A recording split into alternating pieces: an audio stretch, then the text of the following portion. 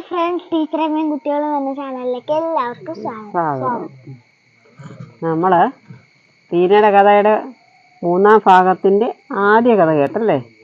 ആദ്യ കഥയിൽ നമ്മൾ അവസാനം പറഞ്ഞു നിർത്തിയത് എവിടെയായിരുന്നു?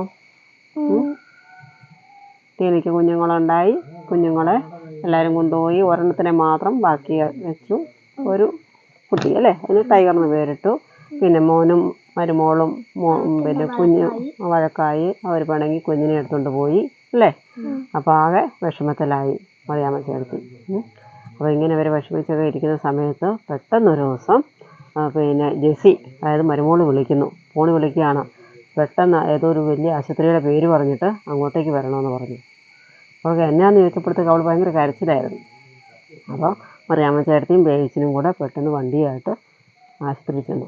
ആശുപത്രിയിൽ ചെന്നപ്പോൾ എന്നാ, മോള് മിനിക്കുട്ടിയില്ലേ, അവൾക്ക് ഭയങ്കര പനി കൂടി ന്യൂമോണിയ ആയി. ആ കൊച്ചു ICU കിടക്കുക.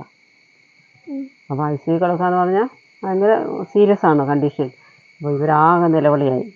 അപ്പം ബേബിച്ചനും ജെസ്സിയും പിണക്കത്തിക്കഴിഞ്ഞിരുന്ന അവരുടെ പിണക്കമെല്ലാം പോയി. രണ്ടുപേരും കുഞ്ഞിന് വേണ്ടി പ്രാർത്ഥിക്കാൻ തുടങ്ങി. മറിയാമ്മ ചേർത്തി മാതാവിനെ വിളിച്ച് അപേക്ഷിക്കുകയാണ്. കുഞ്ഞിനെ എല്ലാവരും പറഞ്ഞു ഭയങ്കരമായിട്ട് പിന്നെ കൂടിപ്പോയി, പനി ഉള്ളിൽ തലച്ചോറിനെ ബാധിച്ച് വെച്ച് ന്യൂമോണിയ ആയിട്ട് കിടക്കുകയാണ്. അപ്പോൾ ഇവരുടെ പ്രാർത്ഥനയുടെ ശക്തിയാണോ എന്താണോ അറിയില്ല, ഒരാഴ്ച അവിടെ ICU കിടന്നപ്പം കുഞ്ഞ് കണ്ണു തുറന്നു. കുഞ്ഞിന് പതുക്കെ അസുഖം മാറി. അവൾ ആകെ എന്താണ് ICU നിന്ന് മാറ്റി, പനിയെല്ലാം വിട്ട് വളരെ ക്ഷീണിതയാണ്. കുഞ്ഞ് അവിടെ നിന്ന് ഡിസ്ചാർജായപ്പം ബേബിച്ചിനും ജെസ്സിക്കും എന്ത് ചെയ്യണമെന്ന് അറിയത്തില്ല. മറിയാമ്മ ചേട്ടത്തി എന്ത് ചെയ്തു? നേരെ പോയി കുഞ്ഞിനെ എടുത്തുകൊണ്ട് വണ്ടിയിൽ കയറിയിരുന്നു. അപ്പം ആദ്യം ബേബിച്ചൻ വന്ന് വണ്ടിയിൽ കയറി, പുറകെ ജെസ്സിയും വന്നു. അപ്പം പിണങ്ങിപ്പോയ അവരുടെ പിണക്കമൊക്കെ മാറി. കൊച്ചിന് പനി വന്നോടാ.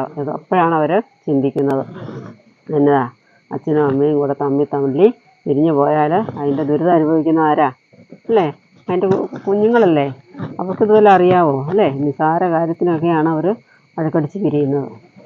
പക്ഷേ അവർക്ക് സത്യാവസ്ഥ ബോധ്യം വന്നു. അവർ ചെയ്യുന്നതൊക്കെ തെറ്റാന്ന് മനസ്സിലായി അവർ തിരിച്ചു വന്ന അവിടുത്തെ അവസ്ഥ എന്നാണെന്നറിയോ? ജാനുവിനെ ഏൽപ്പിച്ചിട്ടാണ് പോയിരുന്നത്. ടൈഗറും ടീനയും ഉണ്ടായിരുന്നു. ടൈഗർ നല്ല ഓടിച്ചാടി നല്ല മിടുക്കനായിട്ട് നടന്നുകൊണ്ടിരുന്നതാണ്, പാലൊക്കെ കുടിച്ച് നല്ല കുട്ടപ്പനായിട്ട്. പക്ഷെ തിരിച്ചു വന്നപ്പം ടൈഗറിനെ കാണാനില്ല. ടീനയാണ് കരഞ്ഞുകൊണ്ട് നടക്കുന്നുണ്ട്. ടീന കുട്ടിയെ കാണാതെ കരഞ്ഞുകൊണ്ട് നടക്കുന്നുണ്ട്. എന്നാ സംഭവിച്ചതെന്ന് വെച്ചാൽ, ആരോ ആ പട്ടിക്കുട്ടിയെ കണ്ടിഷ്ടപ്പെട്ട് അതിനെ എടുത്തുകൊണ്ട് പോയി. അത് അഴിച്ചു വിട്ടിരിക്കുകയായിരുന്നു. കുഞ്ഞല്ലേ, അതിന് പൂട്ടിയിട്ടില്ലായിരുന്നു. അതിനെ എടുത്തുകൊണ്ട് പോയി. അപ്പോൾ എല്ലാവർക്കും ഭയങ്കര വിഷമമായി. ബാബുക്കുട്ടനാണെങ്കിൽ അമ്മ വീട്ടിൽ പോയിരിക്കുകയായിരുന്നു. ബാബുക്കുട്ടനും സ്ഥലത്തും ഇല്ലായിരുന്നു. വന്നു കഴിഞ്ഞപ്പോൾ അവനും ആകെ വിഷമമായി പോയി. നല്ല അവർ ഓമനിച്ച് 2 കൂട്ടരും കൂടെ വളർത്തിക്കൊണ്ടിരുന്നു അതിനെ. ടൈഗർ പിന്നെ ആരോ കൊണ്ടുപോയി. പിന്നെ ടീന മാത്രമേ ഉള്ളൂ. പിന്നെ മറിയാമ്മ ചേട്ടത്തി കൊണ്ടുപോയി. ഇനിയിപ്പോൾ അതിനെക്കുറിച്ച് ഓർത്തിട്ട് കാര്യമുണ്ടോ? എന്നാലും മിനിക്കുട്ടിയും ആരോഗ്യവതിയായിട്ട് ഒരാഴ്ച കൊണ്ട് ക്ഷീണമൊക്കെ മാറി ഇങ്ങനെ വന്നപ്പോഴത്തേക്ക് ബേബിച്ചൻ എന്ത് ചെയ്തു? നേരെ തിരിച്ച് അമേരിക്കയിലോട്ട് പോകാനായിട്ടുള്ള എല്ലാം റെഡിയാക്കി. അവർ ഫാമിലി സന്തോഷത്തോടെ അങ്ങോട്ട് പോയി. ബേബിച്ചനവിടെ പഴയ കമ്പനിയിൽ ജോലിയും ആയി. അവരുടെ പ്രശ്നങ്ങളെല്ലാം മാറി അവരങ്ങ് പോയി. പിന്നെ ആരൊറ്റയ്ക്കായി? മറിയാമ്മ ചേട്ടത്തി വീണ്ടും ഒറ്റയ്ക്കായി അല്ലേ? പിന്നെ ഇടയ്ക്കിടയ്ക്ക് ആരുണ്ടാവും? ബാബുക്കുട്ടൻ വരും, കമലാമ്മ വരും, ജാനു വരും. അങ്ങനെ വീണ്ടും പഴയ പോലെ ടീനയുമായിട്ട് ഇങ്ങനെ നടന്നു. ടീനയാണ് മറിയാമ്മ ചേട്ടത്തിയുടെ ബലം.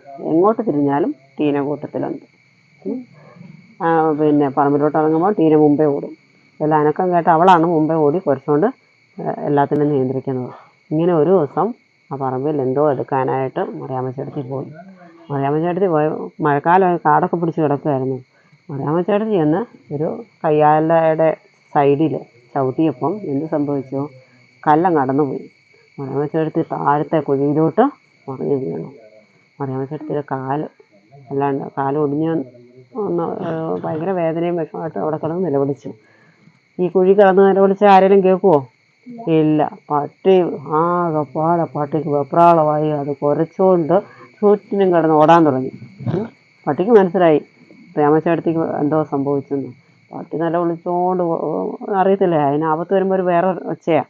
അതങ്ങ് ചുറ്റിനും കിടന്ന് ഓടിയിട്ട് അവസാനം പട്ടിക്ക് മനസ്സിലായി അവിടെ കിടന്ന് ഓടിയിട്ട് കാര്യമില്ല, നേരെ പിന്നെ പറമ്പിൽ നിന്ന് ഓടി ഗേറ്റിങ്ക വന്നു. ഗേറ്റിങ്ക വന്ന് കിടന്ന് കുളയ്ക്കാൻ തുടങ്ങി.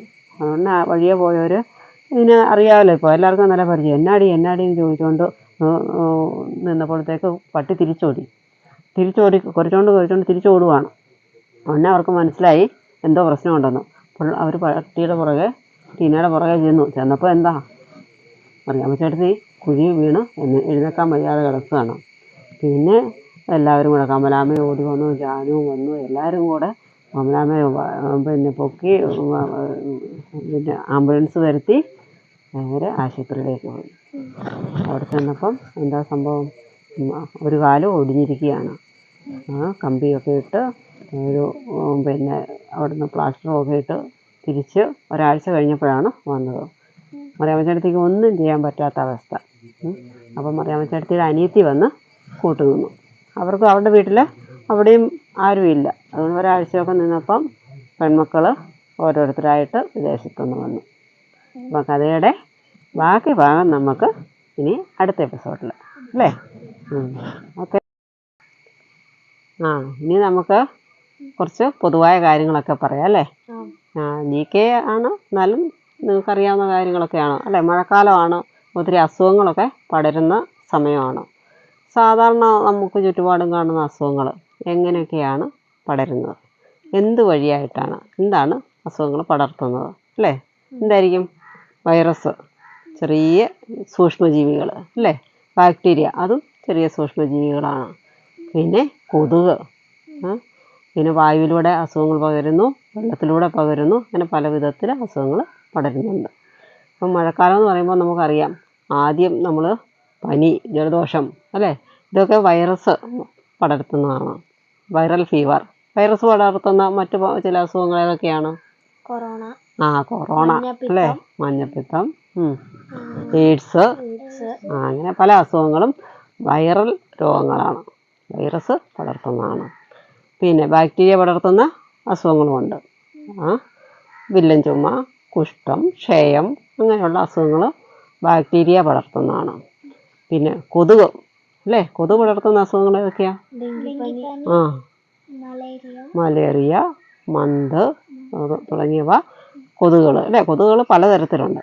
അപ്പം പലതരത്തിലുള്ള അനാഫിലിസ് കൊതുക് എന്ന് പറയുന്ന കൊതുകാണ് മലേറിയ പടർത്തുന്നത്. അങ്ങനെ ഓരോ ഒന്നിനും പല തരത്തിലുള്ള കൊതുകുകളുണ്ട്. നമ്മളെ ബോധവൽക്കരണ ക്ലാസ്സുകളൊക്കെ സ്കൂളിലൊക്കെ വന്നെടുക്കാറുണ്ടല്ലോ അല്ലേ? കൊതുകിനെ നമ്മൾ വളർത്താൻ പാടില്ല, കൊതുകിനെ ഒഴിവാക്കാനായിട്ട് പല മാർഗങ്ങളും അല്ലേ? വെള്ളം കെട്ടിക്കിടക്കാൻ അനുവദിക്കരുത്, എല്ലായിടവും നല്ല വൃത്തിയായിട്ടിടണം, നനവുള്ളിടത്തൊക്കെയാണ് കൊതുക് മുട്ടയിട്ട് വരുന്നത് അല്ലേ? ഇപ്പം കൊതുക് ഒത്തിരി പെരുകിയിട്ടുണ്ട്, അസുഖങ്ങൾ പടർത്തുന്നുമുണ്ട്. ഇനി വെള്ളത്തിലൂടെയും വായുവിലൂടെയും ഒക്കെ അസുഖങ്ങൾ പടരുന്നുണ്ട്. വായുവിലൂടെ പടരുന്ന എന്താ? പെട്ടെന്ന് പനി, ചുമ, ഇതൊക്കെ വായുവിലൂടെ അല്ലേ? ഒരാൾക്ക് വന്നാൽ മതി, എല്ലാവർക്കും, ആ വീട്ടിലുള്ള എല്ലാവർക്കും വരും. അപ്പോൾ ഇങ്ങനെ അസുഖങ്ങളുടെ കാലഘട്ടമാണ്, എല്ലാവരും ശ്രദ്ധിക്കണം. ഇനി നമുക്ക് കുസൃതി ചോദ്യം അല്ലേ? എല്ലാം മറന്നിരിക്കുകയല്ലേ? അമ്പാടി പറഞ്ഞേ, എന്താ ഓർക്കുന്നുണ്ടോ? ഹലോ. ലോകത്തിലെ ഏറ്റവും ഭാരം കുറഞ്ഞ പാലം? ലോകത്തിലെ ഏറ്റവും നീളം കുറഞ്ഞ, ഭാരം കുറഞ്ഞതാണോ? നീളം കുറഞ്ഞ പാലം അല്ലേ? ഏതാ?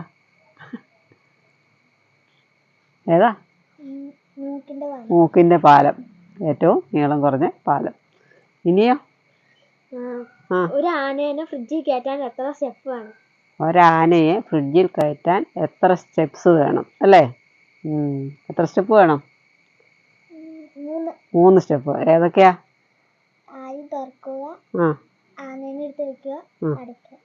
ആദ്യം ഫ്രിഡ്ജ് തുറക്കുക, പിന്നെ ആനയെ കയറ്റുക, പിന്നെ വാതിലടയ്ക്കുക അല്ലേ? 3 സ്റ്റെപ്പ്. ഇനിയുണ്ടോ?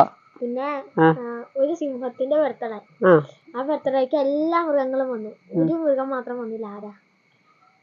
എല്ലാ മൃഗങ്ങളും വന്നെങ്കിൽ പിന്നെ എങ്ങനെയാ ഒരെണ്ണം ബാക്കി വരുന്നത്?